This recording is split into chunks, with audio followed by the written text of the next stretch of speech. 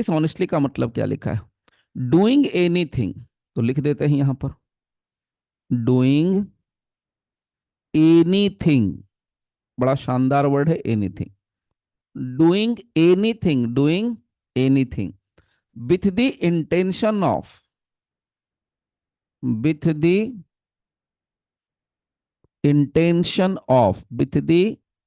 Intention of क्या? Causing wrongful gain to one person, wrongful gain to one person। Okay, आगे सुनिए। wrongful gain to one person और या wrongful loss to another person। तो यहां पर ये और पर बड़ा फोकस करना रहता है। wrongful loss to another person, यहां another लिखा है clear. So another person।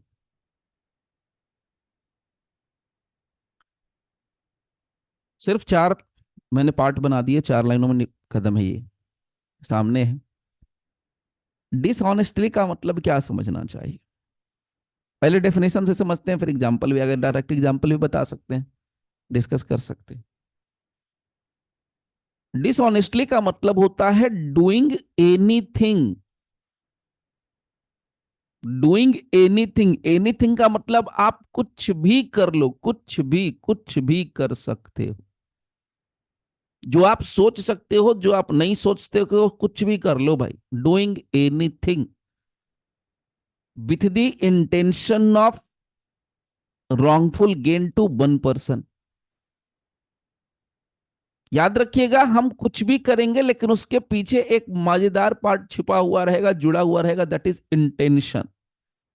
So with the intention with the intention मतलब मैं कुछ भी करूंगा लेकिन उसके पहले मेरे दिमाग में खुराफात चलता रहेगा, दैट इज इंटेंशन।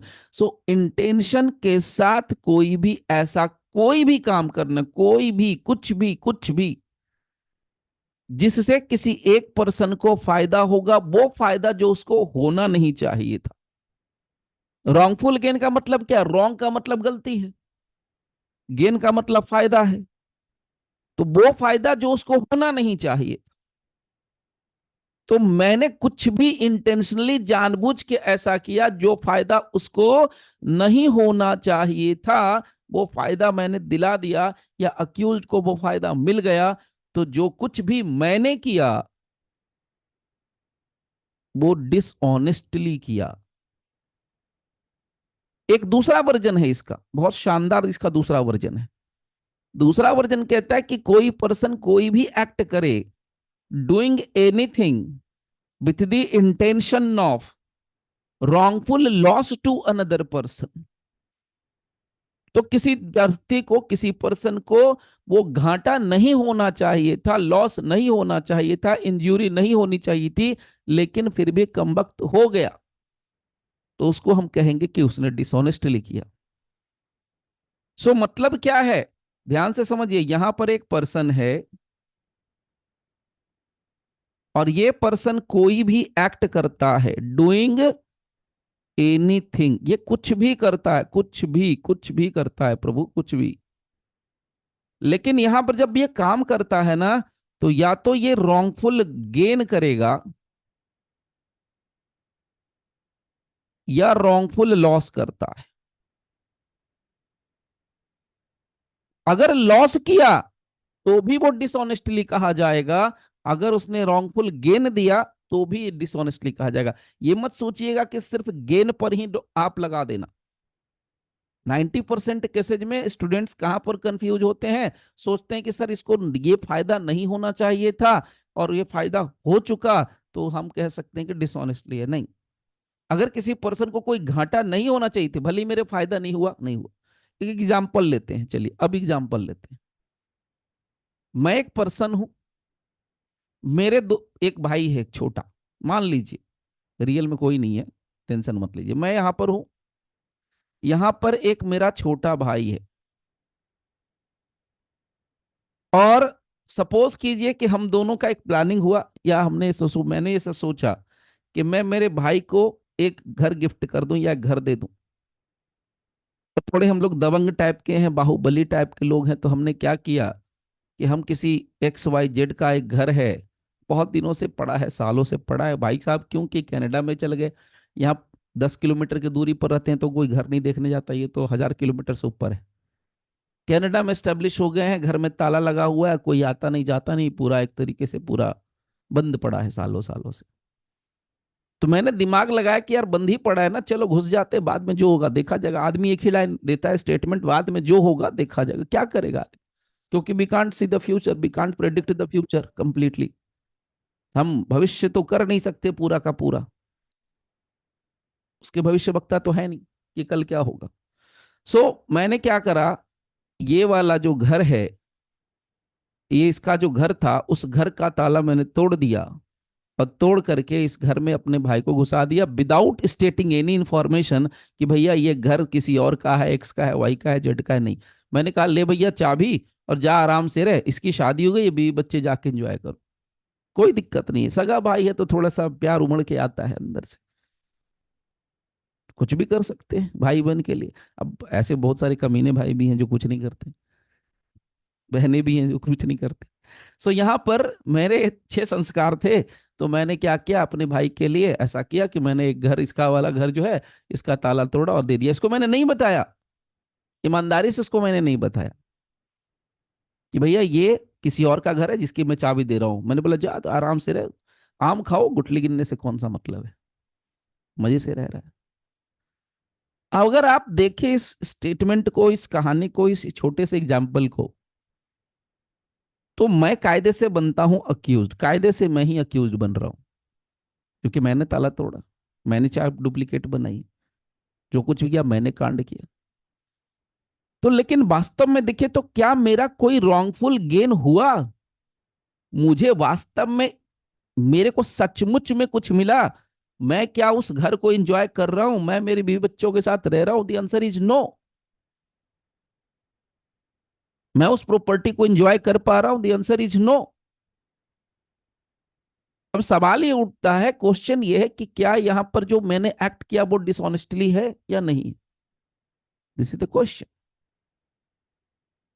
अगर मुझे कोई फायदा ही नहीं है, देखिए रॉन्गफुल गेन का मतलब क्या है? वो गेन जो होना नहीं चाहिए था, वो फायदा जो मिलना नहीं चाहिए था। तो यहां पर जो मेरे भाई को मिला, वो गेन उसको कायदे से मिलना नहीं चाहिए था, वो एलिजिबल नहीं है, वो उसके लिए फ्री का माल है, उसने कोई 1 रुपया नहीं खर्च करा, उसने प्रॉपर्टी को परचेज नहीं करा। सो जो कुछ भी गेन इसको हुआ प्रॉपर्टी का, वो गेन इसको कायदे से नहीं होना चाहिए, बट इसको हुआ, दैट इज रॉन्गफुल गेन। तो इसको हुआ और इसने कुछ किया नहीं, बट स्टिल मैं लाइबल हो जाऊंगा कि जो मैंने एक्ट किया वो रॉन्गफुल गेन के लिए था। तो क्या लिखा है इन्होंने? Wrongful gain to one person. One person मैं ही थोड़े हो सकता हूं, कोई भी हो सकता है। वो छोड़िए, मेरी बीबी का भाई भी हो सकता है, बोलते हैं ना सारी खुदाई एक तरफ जोरू का भाई एक तरफ, उसके लिए भी मैं कर सकता हूं ऐसा। वो छोड़िए, मैं मेरे दोस्त के लिए कर सकता हूं, वो छोड़िए आप में से किसी एक के लिए कर सकता हूं। तो अगर मैं ऐसा कर रहा हूं, तो मैं wrongful gain to one person, wrongful gain to one person मैं किसी के लिए भी कर रहा हूं, and this is what is dishonestly. तो जरूरी नहीं है कि जिस पर्सन ने एक्ट किया है उसी को फायदा हो, वो किसी और के फायदे के लिए भी अगर काम करता है। तो इसका एक और एग्जांपल ले सकते हैं। सपोज कीजिए आपको अपने भाई की, बहन की, या किसी बच्चे की किसी की एडमिशन करानी है कॉलेज में, और प्रॉपर जितना मार्क्स चाहिए उतना मार्क्स है नहीं, या यूं कहिए कि कभी कभी होता है कि भाई अटेंडेंस चाहिए तो 75% या कुछ भी ऐसा लोचा है, नहीं आ रहा है। हम एक डॉक्यूमेंट बनाते हैं फर्जी, और वो फर्जी डॉक्यूमेंट बना करके दे देते हैं, एडमिशन हो जाता है। तो जो डॉक्यूमेंट हमने बना के दिया, इसमें क्या हुआ? रॉन्गफुल गेन हुआ, किसी का फायदा हुआ, एडमिशन मिला। देखिए हमेशा याद रखिए, जब तक किसी को इसमें कोई फायदा नहीं होगा तब तक डिसऑनेस्टली लगेगा नहीं, क्योंकि इसमें पहले ही कहा with the intention, with the intention of wrongful gain to one person. अच्छा, रॉन्गफुल लॉस क्या है? रॉन्गफुल लॉस, हम जिसके घर में ताला तोड़ के घुस गए, क्या उसको वास्तव में वैसा घाटा होना चाहिए? उसको वैसी इंजरी होनी चाहिए? उसको वैसा लॉस होना चाहिए? The answer is no. तो जब नहीं होना चाहिए फिर भी उस बेचारे को लॉस हो गया, तो हम उसको क्या कहेंगे? That is wrongful loss. उसको, उसके लिए क्या इस्तेमाल होगा? Wrongful loss. देखिए यहां पर, यहां सब है लिखा हुआ, धीरे धीरे सब आप लोगों के लिए ही है, मेरे लिए नहीं है। Meaning of dishonesty, dishonestly sorry, देखिए क्या लिखा है। This section defines the word dishonestly and the word dishonestly is used here in technical sense, जो कि वेरिएंस में है, और हम इसको क्या कर सकते हैं? With its popular significance as implying deviation from probity. Now see, the expression dishonestly used in the Sanhita should not therefore be confused with the commonly used word dishonesty. Dishonesty और dishonestly, बेईमानी से और बेईमानी दोनों में फर्क है। हम बेईमानी से कुछ कर रहे हैं। Okay, so now which is understood to involve an element of fraud or deceit. So which is understood to involve an element of fraud or dishonesty में ये होता है, क्या लिखा है? The deceit is however not an ingredient in of the definition of the word dishonestly. तो clear समझ लीजिए, डिसऑनेस्टी में फ्रॉड है, डिसऑनेस्टी में डिसेप्शन है, डिसऑनेस्टली में क्या मिलता है? अगर आपको एकदम सिंपल आपको याद रखना है तो आप ऐसे लिख सकते हैं डिसऑनेस्टली। तो डिसऑनेस्टली में क्या होगा? एनीथिंग, एनी एक्ट, और जिसमें क्या होगा? एनीथिंग डन, और उसमें क्या होगा? साथ में wrongful gain, wrongful loss, wrongful gain, wrongful loss. अगर ऐसा कुछ हुआ तो आप इसको डिसऑनेस्टली बोलेंगे। लेकिन अगर यहां ध्यान देना, अगर गलती से भी आपने डिसऑनेस्टी लिख दिया, एल छोड़ दिया, एक ही झमेला एल का है, डिसऑनेस्टी, तो यहां पर जो एलिमेंट आता है वो फ्रॉड का आता है, जो कि यहां पर सेक्शन 25 के अंदर दिया हुआ नहीं है। सॉरी 7 हो जाएगा ना, 7 में यहां पर नहीं है। ठीक है, तो यहां पर फ्रॉड का एलिमेंट होता है, यहां पर फ्रॉड का एलिमेंट नहीं होता है। तो डिसऑनेस्टी और डिसऑनेस्टली सेम नहीं है। बहुत बार लोग कंफ्यूज करके बोल देते हैं सर दोनों तो सेम ही है, नहीं होता sir. Dishonestly is not equivalent to dishonesty, किसी भी पॉइंट पर ये नहीं है। स्पेलिंग पर बहुत ध्यान देना होगा आपको, छोटे से छोटे वर्ड। ओके, चलिए अब इसके आगे का पार्ट भी मैं आपको शेयर करता हूं। देखिए, dishonestly refers only to property, क्योंकि इसमें रॉन्ग, इसलिए मैंने प्रॉपर्टी के एग्जांपल्स दिए। रॉन्गफुल गेन प्रॉपर्टी के लिए है। क्या कहते हैं? When a person does anything, when a person does anything, फिर से रिपीट कर रहा हूं, when a person does anything, एक पर्सन कुछ भी करता है लेकिन इंटेंशन क्या होगा? रॉन्गफुल गेन करने का या रॉन्गफुल लॉस करने का। तो अगर मैं किसी को रॉन्गफुल लॉस भी करना चाहता हूं तो भी मैंने क्या किया है? डिसऑनेस्टली काम किया है। He is said to do that thing dishonestly. Hence, the word dishonestly is restricted in meaning to an intention. इस मामले में wrongful gain या wrongful loss के मामले में इसका मतलब क्या कह सकते हैं? अगर wrongful gain प्रॉपर्टी का होगा तो डिसऑनेस्टली विथ इंटेंशन कर रहे हैं, तो किसी को wrongful लॉस करा दिया प्रॉपर्टी का तो भी क्या किया गया? Dishonestly.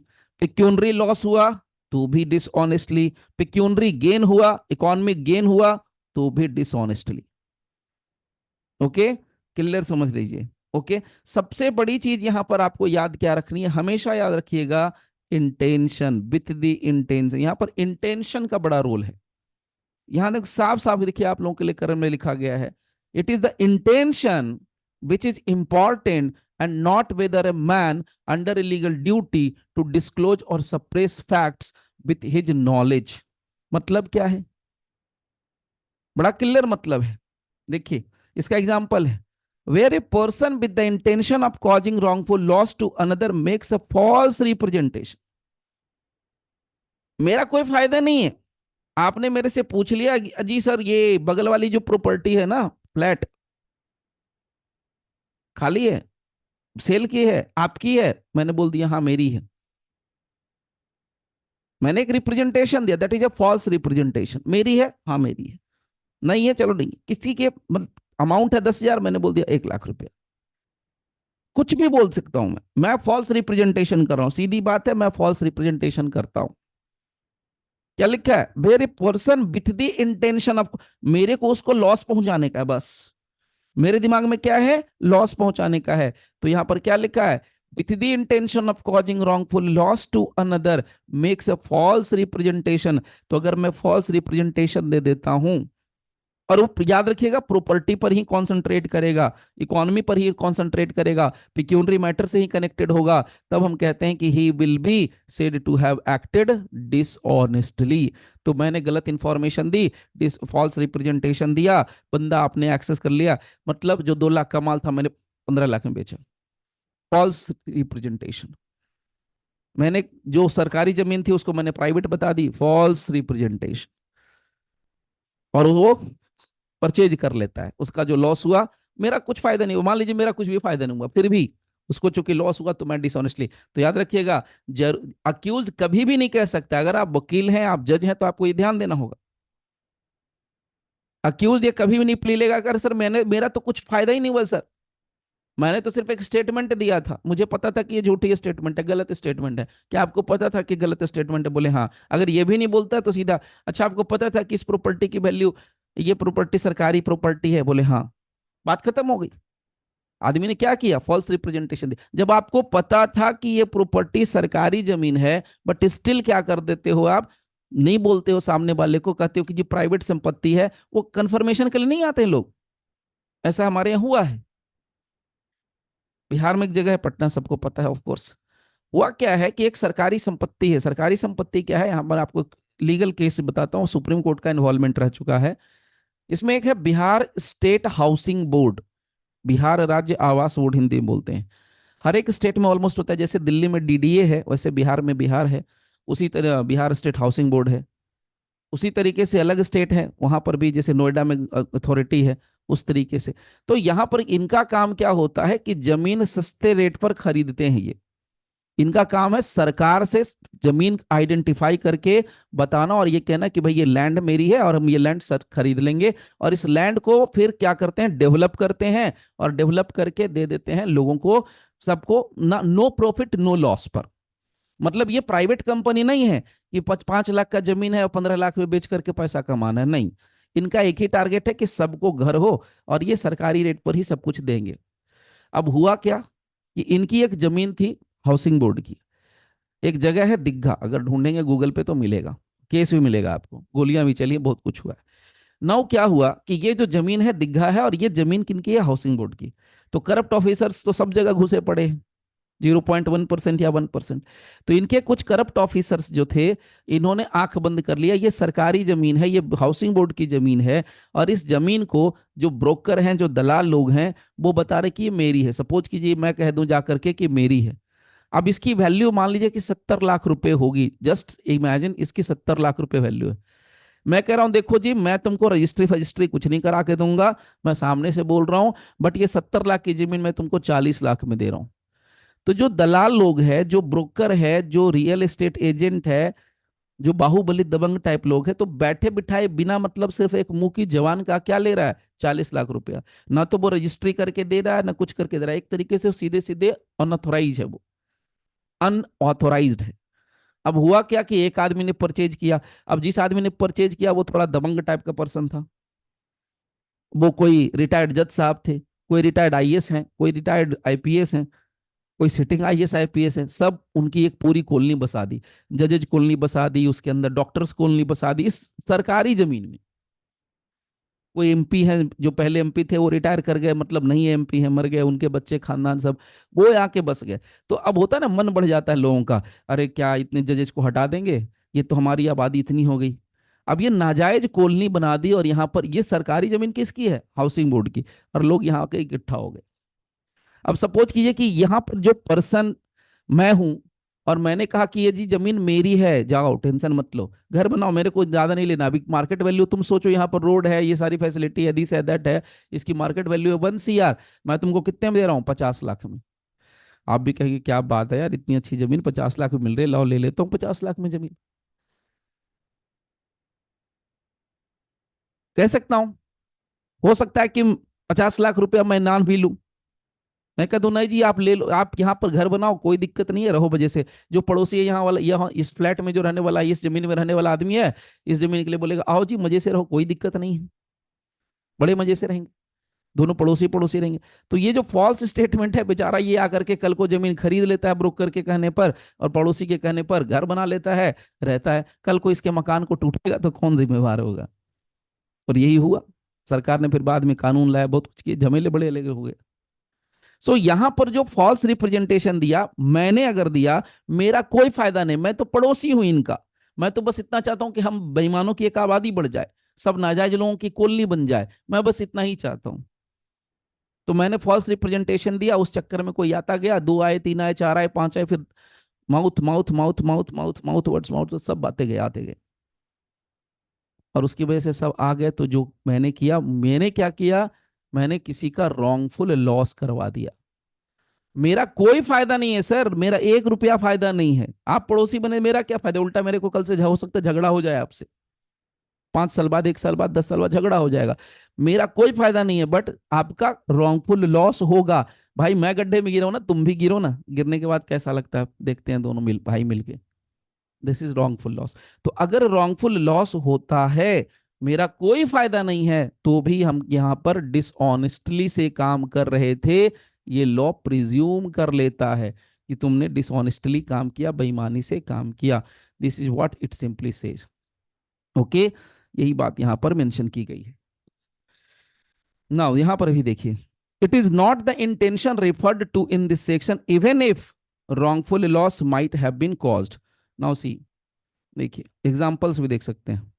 The anti dating of a receipt can not be said to have been done dishonestly.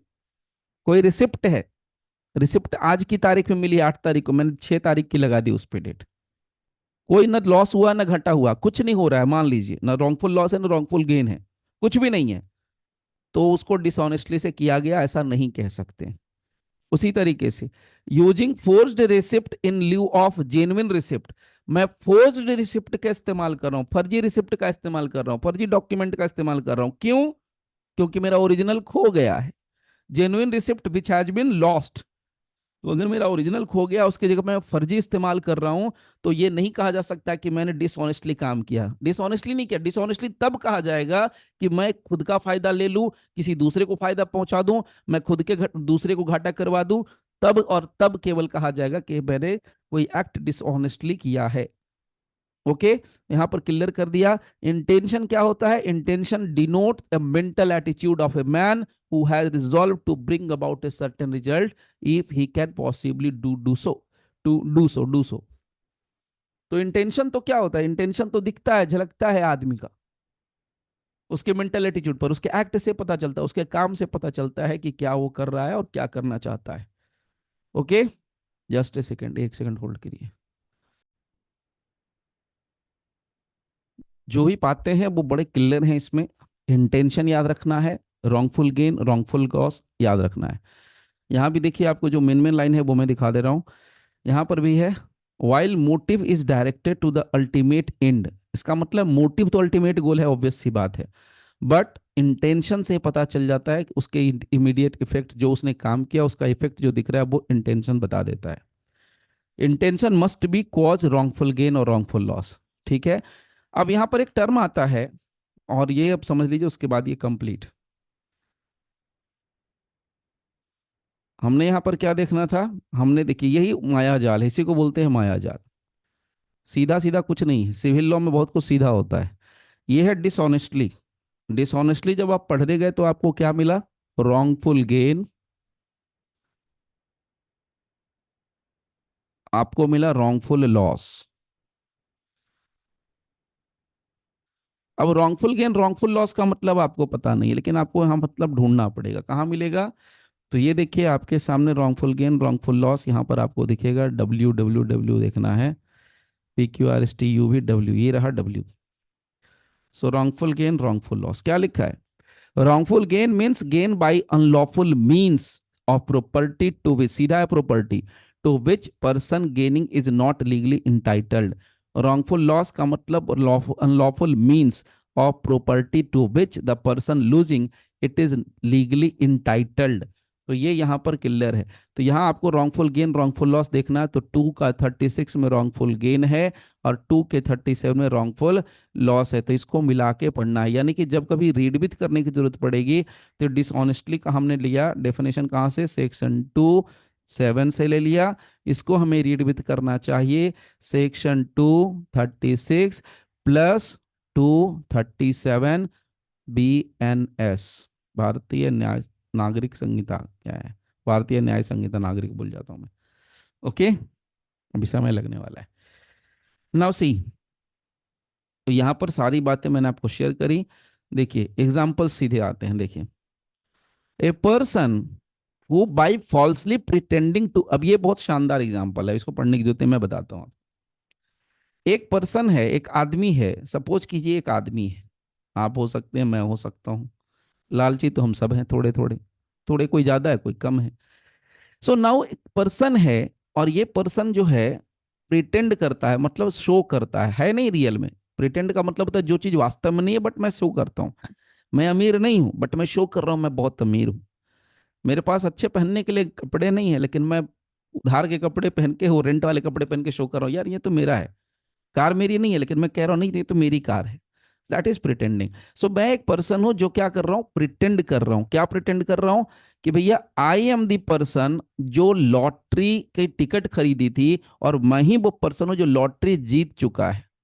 सो मैं वो पर्सन हूं जिसने लॉटरी जीती है, मगर मैं सचमुच में वो आदमी नहीं हूं। मैंने कोई लॉटरी नहीं जीती, मेरी किस्मत इतनी खराब है, सचमुच में कभी आज तक लॉटरी लगी ही नहीं। ठीक है, तो मैंने लॉटरी कभी जीती ही नहीं, लेकिन वास्तव में नहीं जीती, फिर भी मैं किसी पर्सन के सामने जाके, जो लॉटरी के ऑर्गेनाइजर होते हैं, हमारे यहाँ क्या होता है जैसे बताता हूँ, बहुत लोग जानते भी होंगे, छठ का त्योहार होता है, दिवाली होती है। तो मोस्टली छठ और दिवाली के टाइम पर क्या होता है, लॉटरी सिस्टम चलता है इनका। ये जो पंडाल वगैरह लगाते हैं मंदिरों के, ये जो दुर्गा पूजा के इस तरह के पंडाल लगाएंगे, दिवाली के, छठ के, ये लोग क्या करेंगे, सबसे 5-5 5 रुपए की टिकट लेंगे, 10 रुपए की टिकट ले लेंगे, लॉटरी टिकट्स। और उसके बाद एक प्राइज रखेंगे बड़ा सा, सपोज रख दिया एक कोई बड़ी सी 40 इंच की टीवी रख देंगे, या कोई 2 व्हीलर रख देंगे, या कोई 4 व्हीलर भी रख देंगे। अमाउंट जितना बड़ा हुआ छोटा हुआ उसके अकॉर्डिंग। अब आप क्या कर रहे हैं, लॉटरी की टिकट खरीद रहे हैं, 20-25 रुपए की खरीद रहे हो, या 30-50-100 रुपए की लॉटरी की टिकट खरीद रहे हो। एंड यू आर इमेजिंग कि अरे यार मेरे को तो चलो हो सकता है लॉटरी में कार ले जाए, हर कोई अच्छा ही सोचता है, तो चलो भैया कार मिल जाएगा, कार निकल जाएगी। कोई सोचेगा यार मेरे को फ्रिज निकल जाए, कोई सोचेगा वॉशिंग मशीन निकल जाए, जिसके पास जो चीज़ नहीं है वो सोचेगा कि निकल जाए।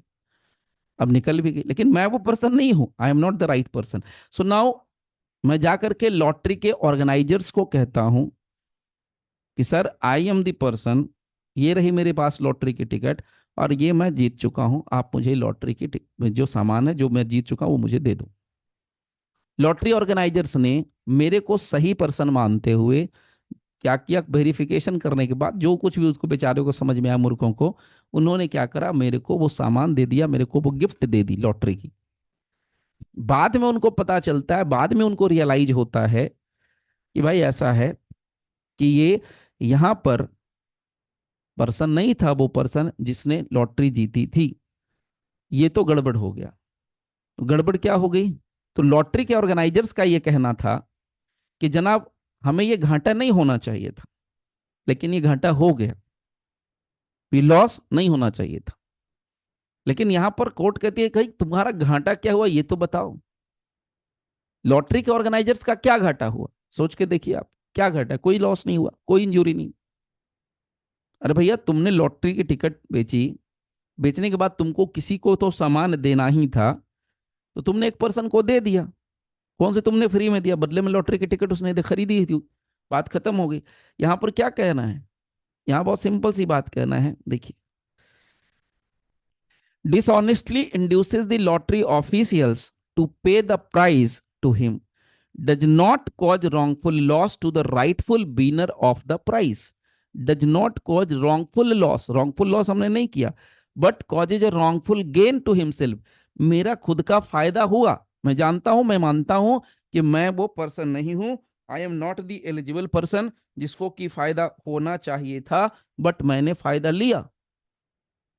wrongful gain to himself by obtaining by false pretense what he is not legally entitled to, and therefore he acts dishonestly within the meaning of this section।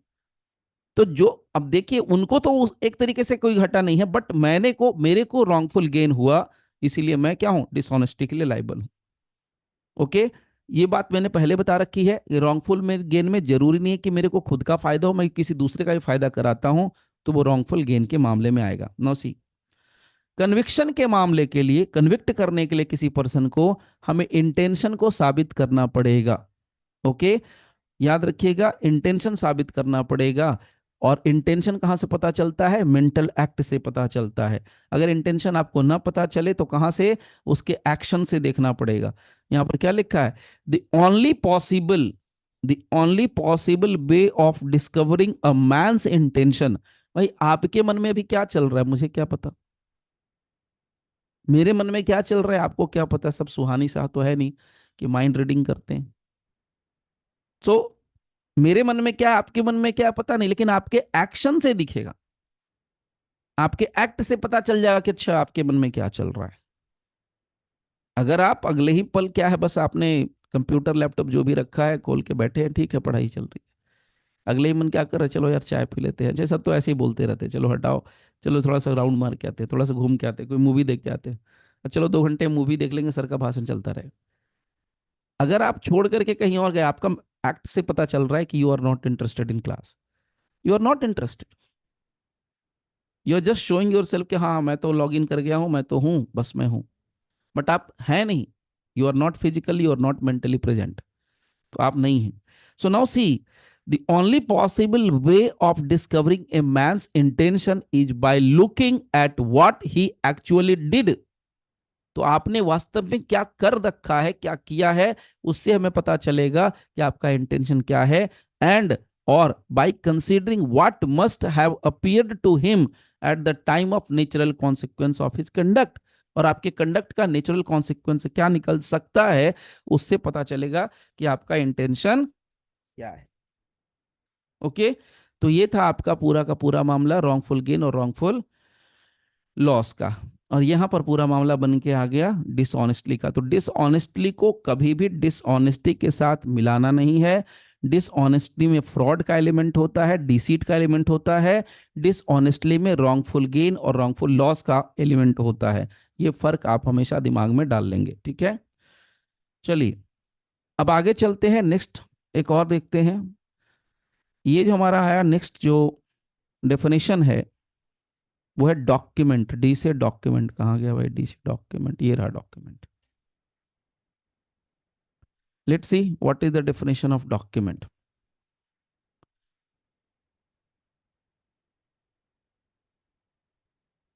Document का जो डेफिनेशन है वो मिलता है सेक्शन 2(8) BNSS।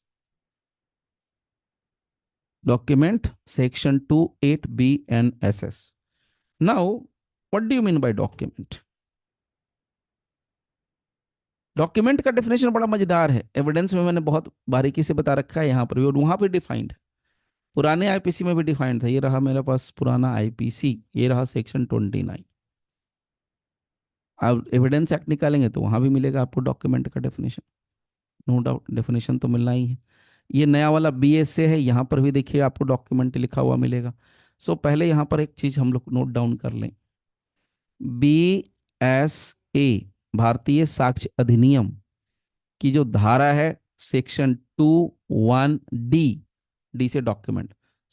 2(1)D में document है, section 2(8) BNSS में document है। BNSS, no no sorry, BNS होगा, डबल एस नहीं होगा, BNS, यस, BNS में डिफाइंड है। What is document basically. Document ऐसे बोलते हैं तो लगता है कि डॉक्यूमेंट का मतलब एक कागज का टुकड़ा होता है, ऑफ कोर्स कागज का टुकड़ा है सर, कोई डाउट नहीं। बट कागज का टुकड़ा को डॉक्यूमेंट नहीं बोलिए, वो किसी चीज का टुकड़ा हो सकता है, वो टुकड़ा नहीं भी हो सकता है। वो एक प्लास्टिक का टुकड़ा हो सकता है, कागज का टुकड़ा हो सकता है, सोने का टुकड़ा हो सकता है, चांदी का टुकड़ा हो सकता है, रबड़ का टुकड़ा हो सकता है, एल्युमिनियम का टुकड़ा हो सकता है, पहाड़ का टुकड़ा हो सकता है, स्टोन हो सकता है, पत्थर हो सकता है, चट्टान हो सकता है, कुछ भी। आपका जूता भी हो सकता है, आपके जूते का फीता लेस भी हो सकता है, आपको मोबाइल हो सकता है, कंप्यूटर हो सकता है, लैपटॉप, कुछ भी हो सकता है। Anything which you can see, anything which you can imagine, सब कुछ डॉक्यूमेंट है। ये मैं नहीं कह रहा हूं, ये डेफिनेशन कह रहा है। क्या कहता है डेफिनेशन? डेफिनेशन बहुत सिंपल कहता है डॉक्यूमेंट का। डॉक्यूमेंट का मतलब होता है एनी मैटर,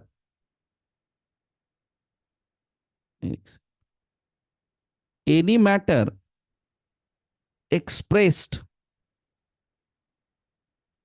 और डिस्क्राइब्ड। अब यहां समझिए, एनी मैटर, मैटर का मतलब कुछ भी। तो बहुत प्यार आता है, अभी वैलेंटाइन डे था तो बहुत लोगों को प्यार आया गर्लफ्रेंड के ऊपर, गर्लफ्रेंड को बहुत ज्यादा प्यार आया बॉयफ्रेंड के ऊपर। एक तो बेचारा इतना गरीब दुखी था, उसकी 14 तारीख यानी 14 फरवरी को ही बेचारे का ब्रेकअप हो गया। उसकी गर्लफ्रेंड ने उसको गिफ्ट में टी शर्ट दिया था। भाई साहब, टी शर्ट के पहले क्या करे, कपड़े में लपेटे और उसमें आग लगा दी और जा फेंक दिया, और बढ़िया से रोए। That is what.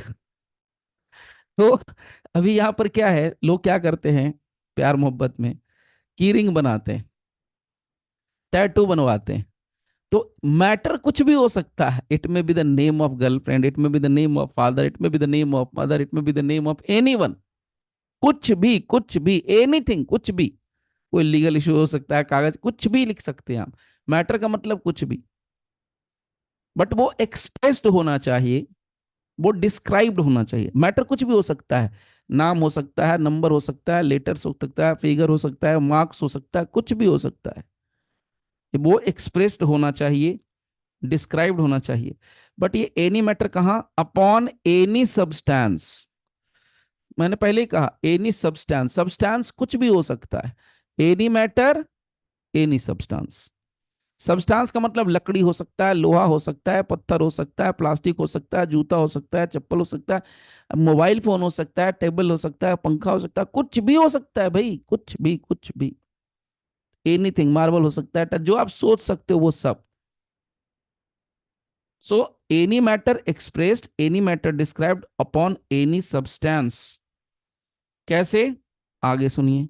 By, by means of letters, means of letters, comma, figures और मार्क्स। चाहे वो कैसे भी हो, लेटर से हो, फिगर से हो, मार्क्स से हो, या मोर देन वन, या उससे अधिक से मामले से हो, यानी कि लेटर, फिगर, मार्क्स सब मिलाकर के भी हो सकता है। इन अब इसमें जो मजेदार पार्ट है, इन्होंने क्या ऐड किया है, एंड जो काम की बात है, इंक्लूड्स इलेक्ट्रॉनिक,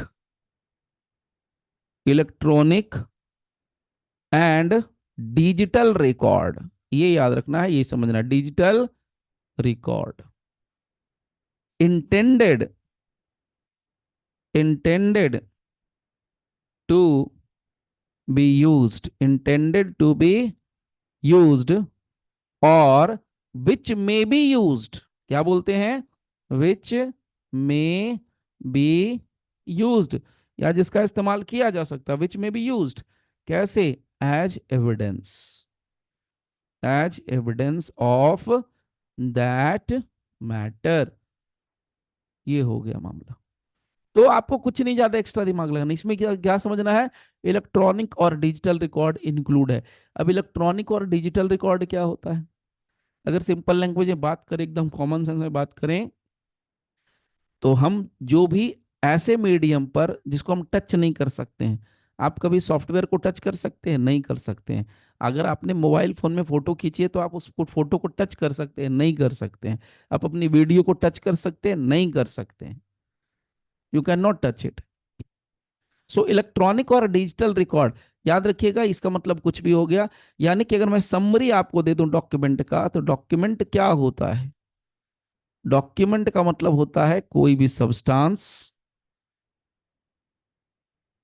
जिस पर कोई भी मैटर एक्सप्रेस्ड हो, मैटर एक्सप्रेस्ड हो या डिस्क्राइब्ड हो, एक्सप्रेस्ड हो या डिस्क्राइब्ड हो। कैसे हो? बाय लेटर, फिगर, मार्क्स, कैसे भी हो सकता है, फिगर, मार्क्स कैसे भी हो सकता है। ये तो हो गए। सबसे जरूरी चीज, इसका इस्तेमाल एविडेंस के तौर पर किया जा सकता है या किया जाने का इंटेंशन हो कि हम इसका भविष्य काल में इस्तेमाल करेंगे। इसका मतलब ये हो गया कि कोई लड़का लड़की व्हाट्सएप पर चैट कर रहे हैं, टेलीग्राम पर चैट कर रहे हैं, ईमेल ईमेल खेल रहे हैं, तो वहां पर जो कुछ भी इन्होंने मेंशन कर दिया, जो कुछ भी लिख करके दिया, वो सब अगर उसके दिमाग में चल रहा है कि इसका मैं एविडेंस के तौर पर इस्तेमाल कर लूंगा या कर लूंगी, तो वो जो लिखा हुआ जो मैटर है वो डॉक्यूमेंट है। सब्सटेंस क्या हो गया आपके पास? व्हाट्सएप तो सॉफ्ट कॉपी है, सॉफ्टवेयर है, एप्स है। तो सब्सटेंस पर आपने कोई भी मैटर लिख दिया, आपने कोई इमेज बना के भेजा, इमोजी बना के भेजा, लेटर्स लिख के लिखा, लव लेटर लिखा, हेट लेटर लिखा, whatever it may be, letter से लिखा, फिगर से लिखा, मार्क्स से लिखा, इमोजी लगा के लिखा, वो सब क्या है? डॉक्यूमेंट। अब इसका इलस्ट्रेशन आप देखोगे,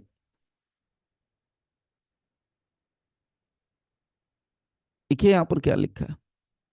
उन्होंने साफ साफ लिखा, it is immaterial, immaterial by what means और अपॉन व्हाट सब्सटेंस। इसलिए मैंने बोला लोहे के चादर पे लिख दो, होता है ना लिखा हुआ, आप देखो जाके।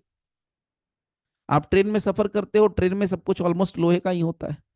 तो देखिए ट्रेन में जितनी भी बोगियां होती हैं, सीट्स होते हैं, सब पे इंडियन रेलवे का मार्क लगा होता है, कहीं नंबर लिखा होता है, कहीं कोड लिखा होता है, कहीं डिजिट लिखी होती है। What is that? सब्सटेंस है लोहा, और उस पर बाय मीन्स किसी भी तरीके से लिखा, letter, figure, marks, Indian railway का लोगो लगा हुआ है, इवन उनके बाथरूम तक में लगा रहता है। एक एक सामान, छोटे से छोटे, बड़े से बड़े सामान तक में भी वो इंडियन रेलवे लिखा होता है। और whether the evidence is intended for or may be used in a court or not. तो भले ही आप इस्तेमाल करिए ना करिए, एक्सप्लेनेशन कहता है कि हाँ चलिए हम उसको मानेंगे ही कि वो डॉक्यूमेंट है। तो यहां पर देखिए, writing expressing the terms of a contract which may be used as evidence of the contract is a document. So writing expressing the terms of a contract, तो हमने लिखा भैया आपस में हमने कॉन्ट्रैक्ट करा, उसके टर्म्स मेंशन करे, उसका इस्तेमाल किया जा सकता है एविडेंस के तौर पर कॉन्ट्रैक्ट का, तो वो डॉक्यूमेंट है। क्या लिखा है? A cheque upon a banker, document है। पावर ऑफ अटॉर्नी, डॉक्यूमेंट है। इसलिए नहीं कि वो कागज का टुकड़ा है, फोर साइज का है, लीगल साइज का है, इसलिए उसको डॉक्यूमेंट नहीं बोल रहे हैं। Power of attorney, power of attorney, power of attorney, power of attorney में नीचे लिखा रहेगा कि मैं सो एंड सो हूं, मेरा पिता का नाम सो एंड सो है, मैं यहाँ का रहने वाला हूं, और मैं सो एंड सो पर्सन को अपने तरफ से पावर ऑफ अटॉर्नी दे रहा हूं कि ये मकान बेच सकता है, खरीद सकता है, केस लड़ सकता है, लड़वा सकता है, what ever it may B. तो जो आपने कंटेंट लिखा है ना, उसके लिए सो पावर ऑफ अटॉर्नी जो डॉक्यूमेंट। तो आपने एक A4 साइज का कागज लिया, उसके ऊपर सब कुछ लिख दिया, लेटर, फिगर, मार्क से। आपका सब्सटेंस क्या है? कागज का टुकड़ा। उस पर आपने क्या लिखा? लेटर, सब लेटर, फिगर, मार्क से कोई मैटर लिख दिया, एक्सप्रेस कर दिया, तो power of attorney is a document. Writing containing directions or instructions is a document. Explanation number 2, whatever is expressed by means of letter, figure, or marks explained by mercantile or other usage shall be deemed to be expressed by such letters, figures, or marks within the meaning of this section, although the same may not be actually expressed. वो भी क्या है? Document. So what ever is expressed, आपने कुछ भी express किया letter, figure, marks से, explain किया आपने मर्केंटाइल या किसी अदर पर्पस के लिए, मर्केंटाइल मतलब आप शॉपिंग कर रहे हैं उस पर्पस में, shall be deemed to be expressed, उसको मान लेंगे लेटर। फिर तो आप जो जैसे बिग बाजार जाते थे, अब तो बिग बाजार खत्म हो गया, रिलायंस ही आ गया, तो रिलायंस का आप लेके आते हो बैग, उसका कोई लोगो, जो भी उसका सामान रहता है, तो कहीं रिलायंस, वो सारी चीजें क्या है? डॉक्यूमेंट। आपके घर में आप पंखा चला रहे हो, मान लो फैन पे अगर खेतान लिखा है, उषा लिखा है, what ever it may be the company name, Havells लिखा है, what ever it may B, वो क्या है? लोगो भी है, वो क्या? डॉक्यूमेंट। यानी आपके पंखे पर जो निकला है वो, आपके लैपटॉप में लिखा है वो, आपके मोबाइल फोन पर लिखा है वो, आपके लैपटॉप में लिखा, कुछ भी कहीं भी है, वो सब क्या है? डॉक्यूमेंट। यहां देखिए सेम उसी का पॉइंट को लिख दिया गया है। तो कुल मिलाकर के सीन क्या बना फाइनल? फाइनल सीन जो बना बस ये कि डॉक्यूमेंट के लिए कोई भी सब्सटेंस होना चाहिए। सब्सटेंस पर लेटर, फिगर, मार्क्स या इन तीनों को मिला करके कोई भी मैटर या तो एक्सप्रेस किया जा सकता है या डिस्क्राइब किया जाता है। तो ये सारी चीजें क्या कहलाती हैं? डॉक्यूमेंट। ये डॉक्यूमेंट है। इसमें सबसे जरूरी बात क्या है कि इन जो हमने सब्सटेंस का इस्तेमाल किया, जो लेटर फिगर का इस्तेमाल किया, ये हम भविष्य काल में कभी भी एविडेंस के तौर पर इसको इस्तेमाल कर सकते हैं या कर लेंगे, तब इसको हम कह सकते हैं कि ये डॉक्यूमेंट है। ओके, तो इसको यहां पर करेंगे पहले स्टॉप।